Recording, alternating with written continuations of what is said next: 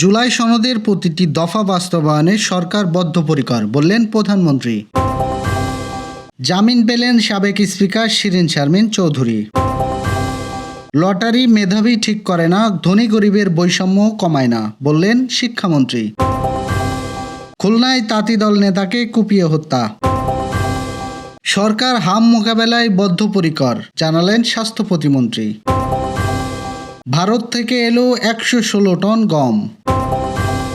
যুক্তরাষ্ট্র ইরান শান্তির পথে সবচেয়ে বড় বাধা ইসরায়েল। দর্শক, শুনছিলেন সন্ধ্যার খবরের প্রধান শিরোনাম, এবার বিস্তারিত। তার আগে আমাদের ইউটিউব চ্যানেল সাবস্ক্রাইব এবং সব খবর পেতে ফেসবুক পেজ ফলো করে রাখার পাশাপাশি ওয়েবসাইট ভিজিট করুন। প্রধানমন্ত্রী তারেক রহমান বলেছেন, শুধু সেনাবাহিনী নয়, দেশের প্রতিটা সেক্টর সংস্কার ও প্রতিটি মানুষের উন্নয়নের ইস্তেহার আমরা বাস্তবায়ন করতে চাই। রাষ্ট্র মেরামতের লক্ষ্যে বিএনপি জুলাই সনদে স্বাক্ষর করেছিল। জুলাই সনদের প্রতিটি দফা যথাযথভাবে বাস্তবায়নে সরকার বদ্ধপরিকর। রোববার সকালে ঢাকা সেনানিবাসে প্রধানমন্ত্রী দরবার অনুষ্ঠানে দেওয়া বক্তব্যে সেনাবাহিনীর পেশাদারিত্ব, দায়িত্ববোধ ও দেশপ্রেমের প্রশংসাও করেন। প্রধানমন্ত্রী বলেন, সশস্ত্র বাহিনী কোনো নির্দিষ্ট ব্যক্তি বা দলগোষ্ঠীর সম্পত্তি নয়।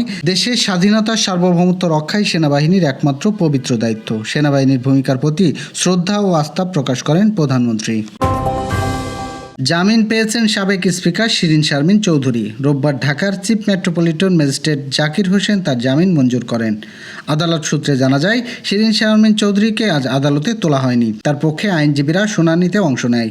মঙ্গলবার ভোর রাত 4:30টার দিকে রাজধানীর ধানমন্ডির একটি বাসা থেকে তাকে আটক করে ঢাকা মহানগর গোয়েন্দা পুলিশ। পরে মিন্টু রোডে ডিবি কার্যালয় থেকে নিয়ে আসা হয় আদালতে। সর্বশেষ আদালতের নির্দেশে পাঠানো হয় কারাগারে। বৈষম্য বিরোধী ছাত্র আন্দোলনের সময় হত্যা চেষ্টা ও ভাঙচুরের ঘটনায় রাজধানীর লালবাগ থানায় করা একটি মামলায় এদিন সাবেক স্পিকার শিরীন শারমিন চৌধুরীর রিমান্ড ও জামিন নামঞ্জুর করে তাকে কারাগারে পাঠান আদালত। এর আগে আটকের পর ওই মামলায় তাকে গ্রেপ্তার দেখায় পুলিশ। স্কুলে ভর্তিতে লটারি বাতিল করার সমালোচনার জবাবে ডক্টর আ.ন.ম এহসানুল হক মিলন বলেছেন, লটারি তুলে দেওয়া আমাকে নিয়ে অনেক সমালোচনা হচ্ছে। আমি নাকি ধনী গরিবের বৈষম্য করেছি। লটারি পদ্ধতি মেধাবীকে অমেধাবী তা ঠিক করে না, আবার ধনী গরিবের বৈষম্যও কমায় না। রোববার দুপুরে রাজধানীর আজিমপুর সরকারি কলেজ গার্লস স্কুল অ্যান্ড কলেজের অডিটোরিয়ামে আয়োজিত এক অনুষ্ঠানে প্রধান অতিথির বক্তব্যে এসব কথা বলেন তিনি।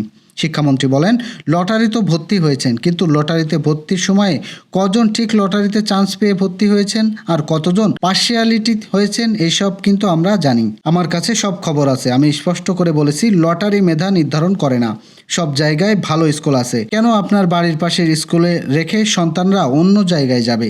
শিক্ষকরা কি এর জন্য দায়ী না? প্রশ্ন রাখেন মন্ত্রী। স্বাস্থ্য পরিবার কল্যাণ প্রতিমন্ত্রী অধ্যাপক ডক্টর এম.এ. মুহিত জানিয়েছেন, আগামী কয়েকদিনের মধ্যে দেশের হামের প্রাদুর্ভাব রোধে সরকার বদ্ধপরিকর। রোববার রাজধানীর কাকরাইল বস্তির এরশাদ মাঠ হাম রুবেলা টিকা ক্যাম্পেইন 2026 অনুষ্ঠান উদ্বোধন শেষে তিনি এসব কথা জানান। প্রতিমন্ত্রী বলেন, বৈজ্ঞানিক পদ্ধতিতে তথ্য বিশ্লেষণ করে দেশের 18টি জেলার অধিক ঝুঁকিপূর্ণ 30 উপজেলাকে শনাক্ত করা হয়েছে। এসব এলাকায় সংক্রমণ নিয়ন্ত্রণে 5 এপ্রিল থেকেই জরুরি ভিত্তিতে বিশেষ টিকাদান কর্মসূচি শুরু হয়েছে। খুলনার দুর্বৃত্তরা সোনা মিয়া নামে এক যুবককে ধারালো অস্ত্র দিয়ে কুপিয়ে হত্যা করেছে। শনিবার দিবাগত রাত 12:15টার দিকে নগরীর খালিশপুর নোয়াবাড়ি এলাকায় হত্যাকাণ্ডের ঘটনা ঘটে। নিহত সোনা মিয়া নগরীর নোয়াবাটি এলাকার জব্বার সর্দারের ছেলে। তিনি জাতীয়তাবাদী তাঁতি দলের 10 নম্বর ওয়ার্ডের আহ্বায়ক হিসেবে দায়িত্ব পালন করছিলেন।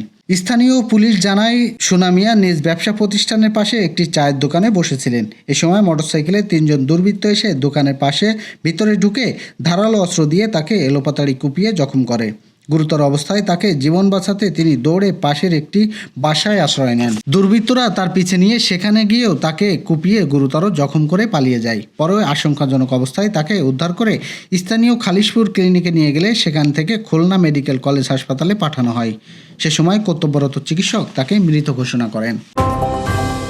ভারত নিষেধাজ্ঞা প্রত্যাহার করায় 3 বছর 6 মাস 13 দিন পর দিনাজপুরের হিলি স্থলবন্দর দিয়ে বাংলাদেশে গম আমদানি শুরু হয়েছে। শনিবার বিকেলে ভারত থেকে 3টি ট্রাকে 116 টন গম আমদানি করা হয়। হিলি স্থলবন্দরে গম আমদানিকারক মিফা ইন্টারন্যাশনাল এই গম আমদানি করে, যা ভারতের ইস্টার্ন ট্রেডার্স রপ্তানি করেছেন।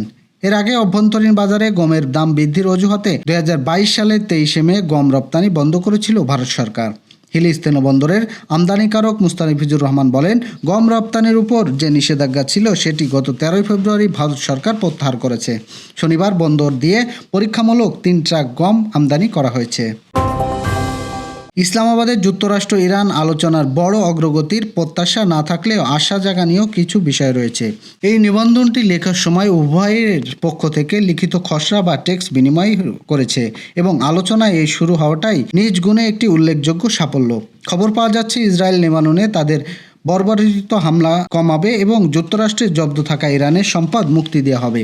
তবে হরমুজ প্রণালীর মতো অমীমাংসিত জটিল বিষয়গুলো বিদ্যমান থাকায় এতক্ষণ তা উভয় পক্ষে বিস্তারিত বিষয়ে আলোচনা করেছে।